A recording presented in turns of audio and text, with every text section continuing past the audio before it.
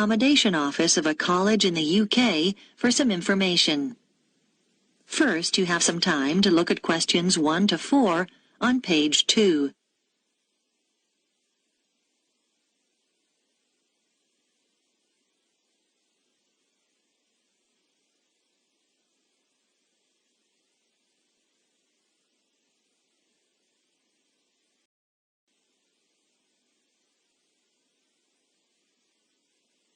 You will see that there is an example that has been done for you. On this occasion only, the conversation relating to this will be played first. College Accommodation Bureau, Darren speaking. How may I help you? Oh, good morning. I'm starting at the college in September, and I need to find some accommodation. Right. Well, there are various options. The first one is to stay in college accommodation. That'd be a single room. The first type of accommodation is a single room in the college, so single room has been written in the space. Now we shall begin. You should answer the questions as you listen, because you will not hear the recording a second time. Listen carefully and answer questions 1 to 4. College Accommodation Bureau, Darren speaking. How may I help you? Oh, good morning. I'm starting at the college in September, and I need to find some accommodation. Right. Well, there are various options. The first one is to stay in college accommodation. That'd be a single room. How much would that cost? Well, it depends. For a standard room, you're looking at £3,276 for the year. That's just for a room with wash basin. Or £3,834 if you want an ensuite. That's with your own small bathroom. I see.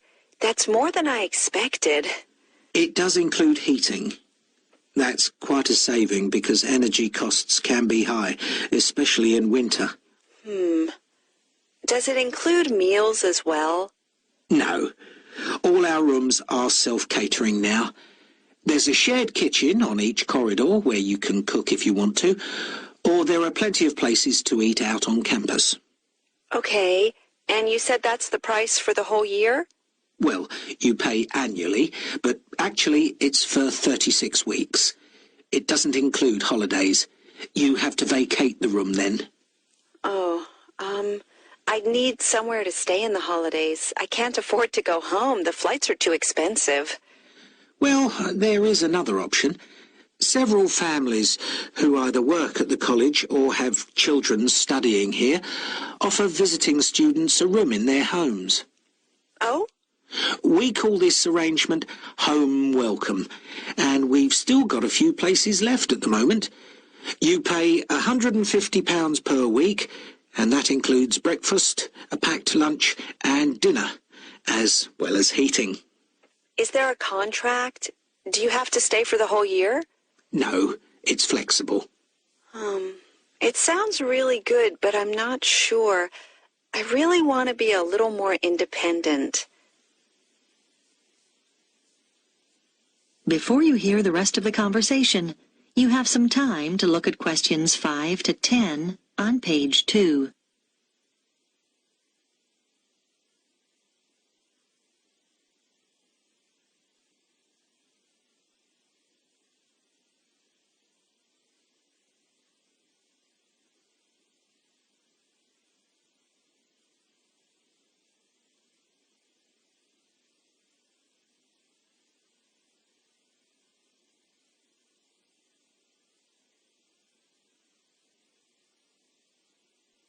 Now listen and answer questions 5 to 10. What about finding somewhere to live off campus? Yes, you can rent a property in town privately. You might want to rent a room in a shared house. You'd have a room of your own and share the kitchen and bathroom with other students. What about if I don't want to share? You can get what we call a studio. They're often quite small, but they'll have everything you need. Right. How much would those two options cost? Well, prices vary depending on which part of town the property's in. Generally speaking, the cheapest is around £275 a month for each student. Oh, that's not too bad. Yes, but it can also be as high as £490, and then you'll have to pay all your other bills. What sort of amount would I be looking at for those? Well, last year, students were paying on average about £43 per month each for gas and electricity. This year, it'll probably be somewhere in the region of £48. That's a lot. Yes, they've gone up quite a bit, and on top of that, you have to pay for water, and that'll probably be around £9. That didn't occur to me. And I guess I'd have to pay for transportation, too. That's right. Most of these properties are quite a long way from the college. Oh, it just gets worse and worse. What's the minimum contract on this type of accommodation? 6 months. And you have to pay a deposit. But of course, you can stay there over the holidays. That's true. And you'd have to provide references. They want 2 from someone in this country. I see. That's not a problem. If you do choose this option, we can't find the property for you. You'd have to go through the estate agent which manages the property for the owner. Right. Thanks.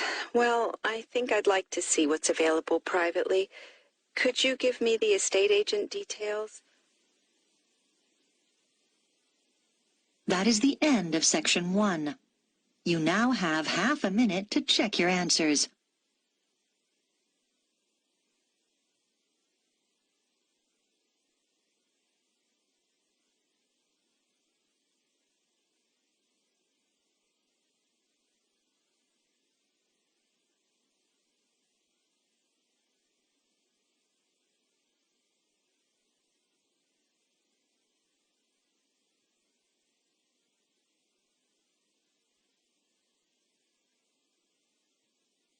Now turn to section 2 on page 3. Section 2. You will hear an audio guide introducing visitors to a museum. First, you have some time to look at questions 11 to 15 on page 3.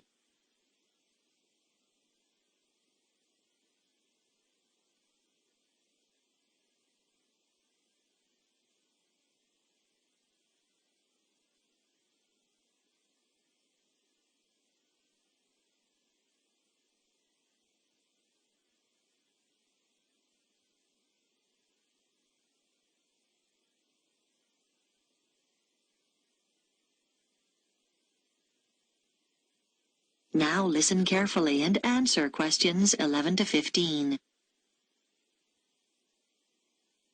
Welcome to the Global Museum, located at the heart of this truly multicultural city, which is home to more than 60 different nationalities. The museum has a number of exciting displays and exhibitions, and this audio guide is designed to help you make the most of your visit. Altogether, the museum has 18 different galleries, and this season sees the opening of 3 new exhibitions. We recommend that you begin your tour by visiting this season's highlights. The Heritage Clothes exhibition is located in Gallery 5 of the museum. People who live in the area have spent 2 years preparing this exhibition, which brings together some of the fascinating garments traditionally worn in their own communities.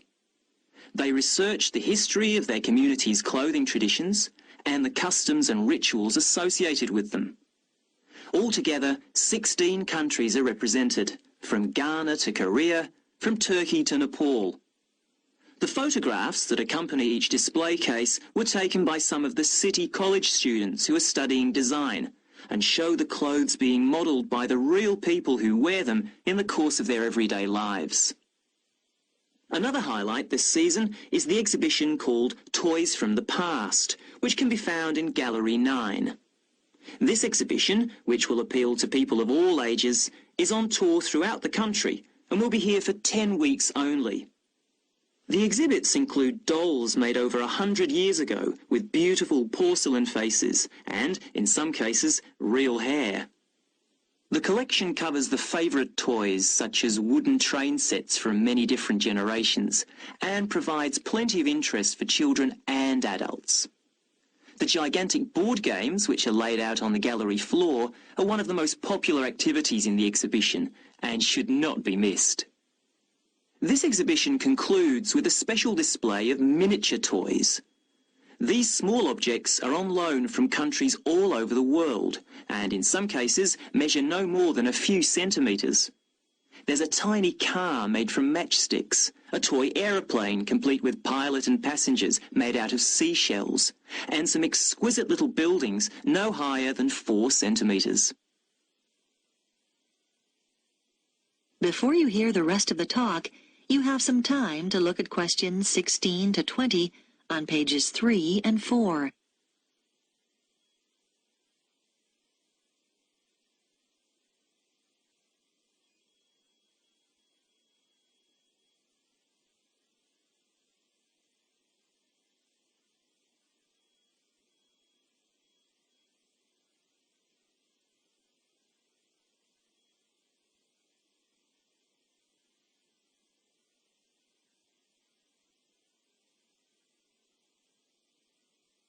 Now listen and answer questions 16 to 20.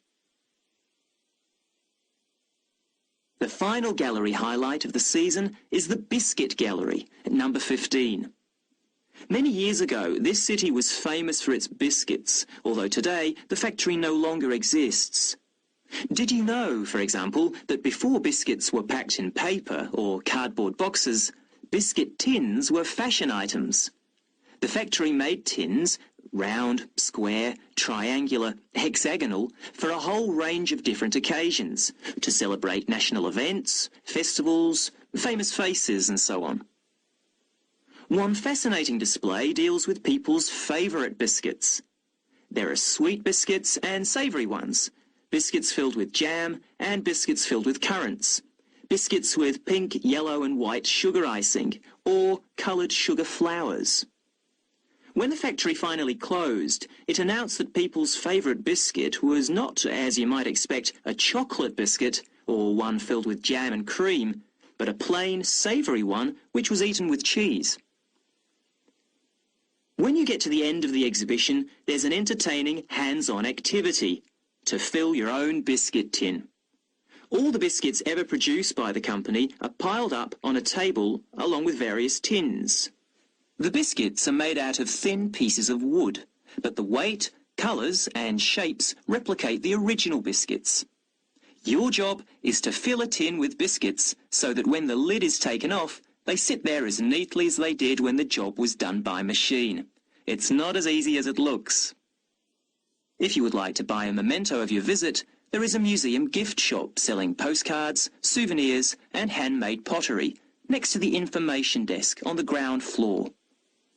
And finally, if you don't want to carry your coats and bags around with you during your visit, please make use of the free lockers provided by the museum. Enjoy your visit.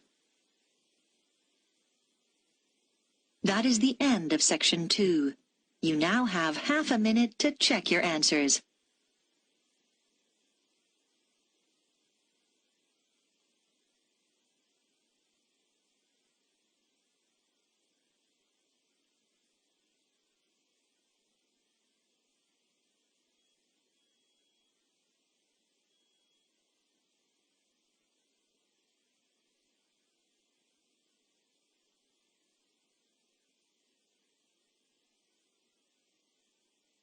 Now turn to section 3 on page 5. Section 3. You will hear a discussion between a student called Helen and her tutor about an assignment that Helen is working on. First, you have some time to look at questions 21 to 24 on page 5.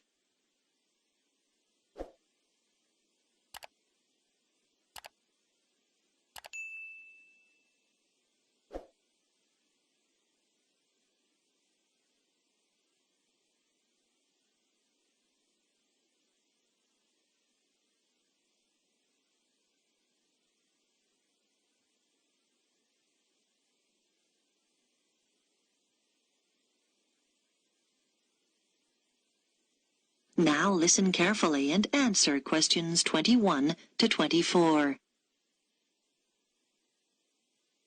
Come in, Helen. How can I help you?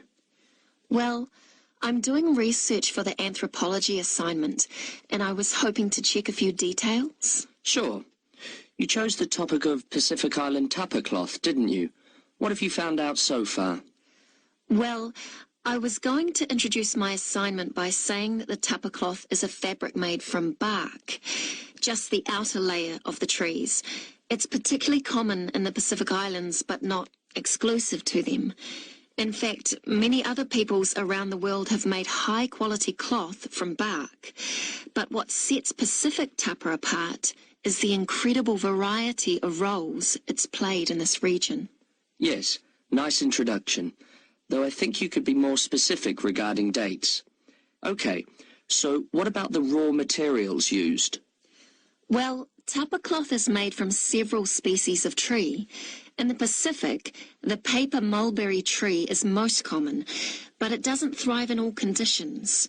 In fact, it wasn't originally found in the islands, but was carried in their canoes by the first migrants.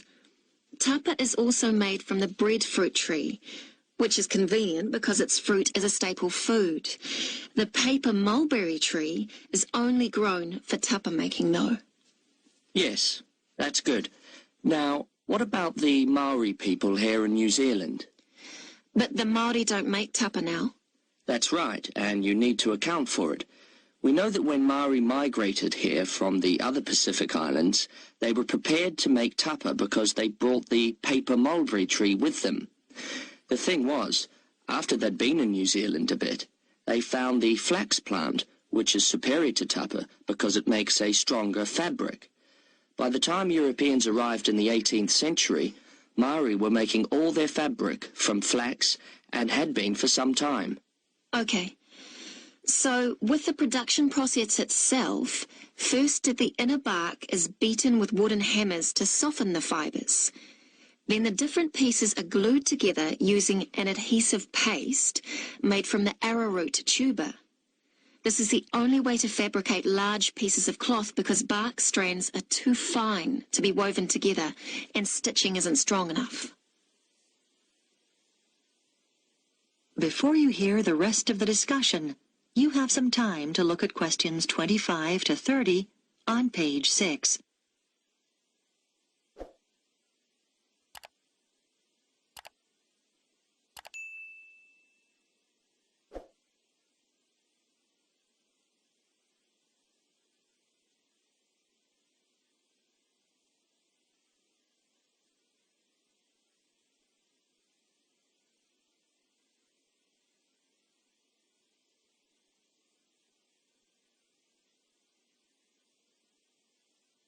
Now listen and answer questions 25 to 30. So now you need details about different countries. Where would you start? I think Samoa is the obvious place. It's famous for its very fine cloth called siapo, which is hand-painted with representations of the ancestors. Still today, at the most profound events in life, such as births, funerals, weddings, and the investiture of chiefs, Samoans wear siapo robes to add significance and meaning to the ceremony. Okay, then I could talk about Tonga. It seems to me that the great innovation in Tonga has been developing a simple, coarse cloth which is quick and easy to make. This is suitable for all sorts of everyday functions around the house like bed covers, mosquito nets and curtains. Good point. Now, what about Cook Islands tapa? Well, the soil there is poor quality, so the breadfruit tree is often used. One type of thick cloth called tikoru was wrapped around the poles and used to mark the entrances to places of worship, so it was highly regarded in local culture. You might mention Fiji as well, which is interesting because tapa was actually used as a currency there. Fijians used to sail between the islands and exchange tapa for other commodities like canoes or pigs. I know that in Tahiti the tapa cloth is different because the patterns are in colour, which is considered more valuable than the usual brown patterns. You're right about the Tahitians using coloured pigments, but they aren't more valuable. The colours are only a decoration. People enjoy wearing bright robes, especially for dancing and competitive games, and do it just for fun. Oh, I'll make a note of that. Well, the last place I was going to mention was Tikopia. Even today, it's commonplace to see people wearing clothes made of tapa cloth. In many of the other islands, the tapa only comes out on special occasions. But here, you see people working in the gardens wearing tapa. Sounds promising, Helen. I'll look forward to reading your assignment. That is the end of Section 3. You now have half a minute to check your answers.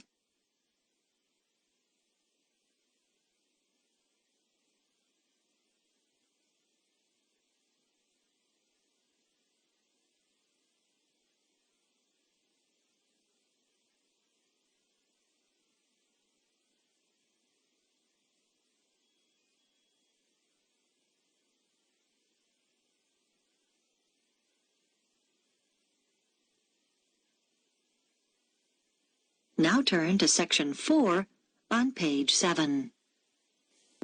Section 4. You will hear part of a talk about research into learner persistence given by a university lecturer to her colleagues. First, you have some time to look at questions 31 to 40 on pages 7 and 8.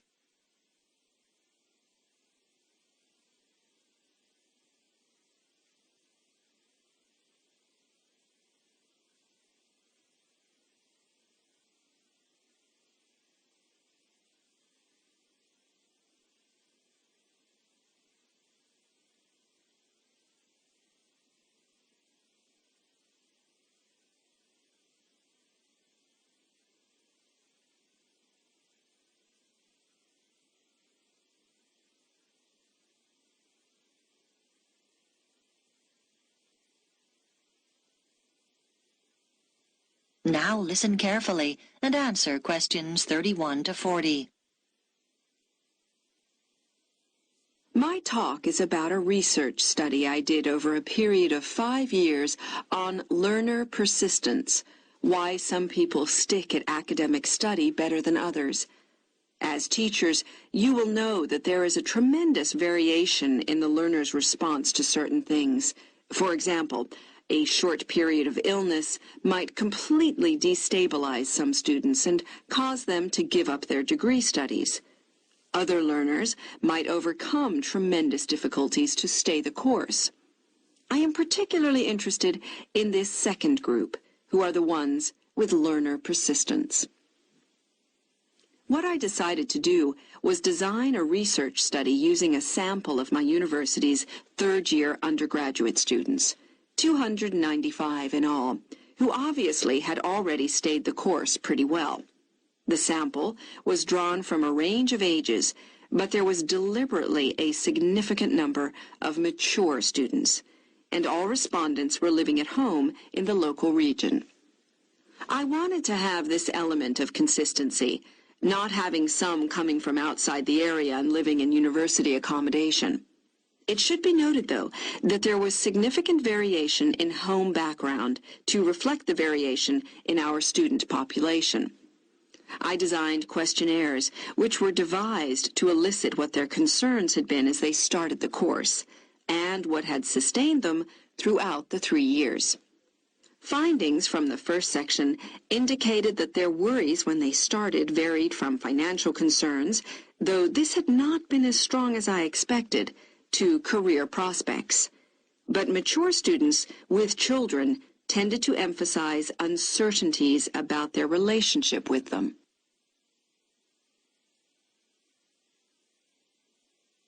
The second section of my questionnaire looked at learner persistence under 3 main headings: social and environmental factors, other factors, and intrinsic or personal characteristics.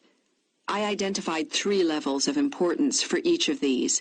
At the first level, those points identified by participants as most important in learner persistence. For social factors, many respondents said how crucial it had been to have good support, though there was no one specific source. It could be family or friends. As regards other factors, students are heartened not so much by high grades, but by what they regard as success in study. And for personal characteristics, many respondents reported that they took pleasure in challenge and that this was regarded as very significant. At the second level of importance, in the first category, a sizable percentage talked about the fact that they had enjoyed themselves in school as an important social factor. In the second column, other factors, a number of people said that what was of most importance was decent health. This had a fairly strong influence on their persistence in their studies. And then, under the heading of personal characteristics, there were quite a large percentage of respondents who mentioned they felt it was important to have lots of interests in their everyday lives. This gave them a depth and sense of perspective, which less persistent learners might lack. And then, on to the third level. Under social factors, several respondents talked about good relationships with their tutors. For other factors, they mentioned lack or absence of any problems in their families. And finally, under column 3, they identified an ability to juggle several roles, what we might call their capacity for multitasking. Now, these findings obviously helped inform the design of activities, as I mentioned. But in addition, a number of further recommendations emerged. Firstly, I propose that the department distributes questionnaires to first-year students to help get an idea of their maturity when starting the course. This is really our overriding concern. Secondly, I recommend we look into ways of offering induction courses for some selected students to allow them to take on the role of advisors. We think they are the best people to act in that role. This policy will make support much more accessible to our students. Thirdly, this help is often most needed in the evening and night when offices are closed, and so we should set up online services instead of the more traditional telephone services. Research has shown that these services are actually more accessible to the majority of students. And finally, it is often important to be proactive. If students are not meeting deadlines, then someone should contact them rather than wait for them to come to us. Now, are there any questions about the points? That is the end of section 4. You now have half a minute to check your answers.